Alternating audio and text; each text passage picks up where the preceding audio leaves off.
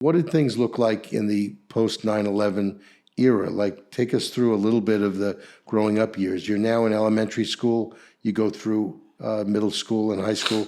Just give us a Yeah. little bit of that. I mean, it was mainly trying to live a relatively normal childhood, right? It's no surprise that we had a label. I mentioned that other family, that kid, he was 23 years old when he died 9/11. His name was Matt Salito. I'm saying his name so it's not forgotten. And besides him and my dad, there was no other people from my town. So we went to my middle school, and as I mentioned earlier, it was a small school.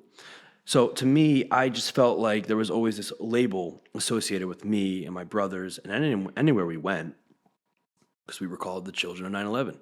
And so I just felt like I struggled immensely with that label because I felt like I'd never be anything more than just that. And so, and this was kind of, I don't want to say proven, but it was validated in many ways over the years. Like as I got a little bit older, I was on the Oprah Winfrey show. The title of the show was called The Children of 9/11, right? And so how do you expect a kid to grow up and not have everything in their lives associated with that fate, just that one day? There's 364 days for the rest of the year. That one day defined everything for me. So I tried my best and I strived to be a normal kid, but I struggled to do that. I had no problem fitting in. I had friends, I played sports, I was a popular kid. I didn't, that was not a problem. But that I label was struggled. always on your back. Label was on my back, and deep down, I was this hurt little boy who just wanted to be seen. And you wanted your daddy too. That too. I mean, growing up without a father at that young of an age it could really mess a kid up, and it did for me. When I was a kid, and I remember I had a friend who lost his father when we were in elementary school, and he was the kid whose father died. He didn't have a father, and everybody else had a father, and that was a label and this person ended up being my law partner, and still to this day, close friend. His two kids' weddings. I was just at one of his kids' weddings in August.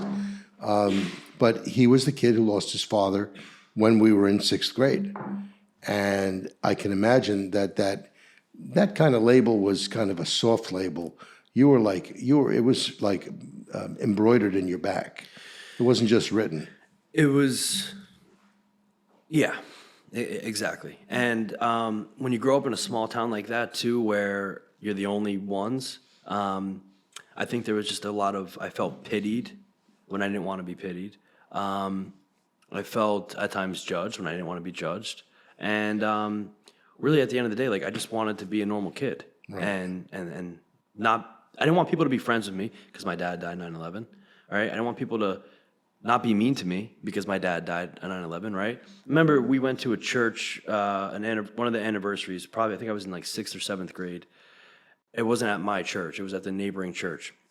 And the way that church was, the design inside was there was like a lot of pews on the upper level.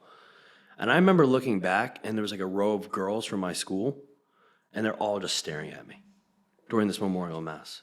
And that to me was like, that's how I can remember those middle school years, was that moment.